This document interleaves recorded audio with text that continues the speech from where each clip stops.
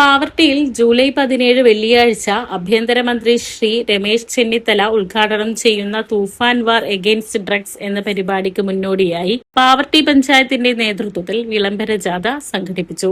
പള്ളിനടയിൽ നിന്ന് ആരംഭിച്ച rally Pavaratty SHO Antony Joseph NATO flag off ചെയ്തു.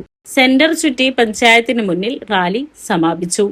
സമാപന സമ്മേളനം പഞ്ചായത്ത് പ്രസിഡന്റ് ആന്റോ ലിജോ ഉദ്ഘാടനം ചെയ്തു. പഞ്ചായത്ത് വൈസ് പ്രസിഡന്റ് റംസിയ മുജീബ് അധ്യക്ഷയായി.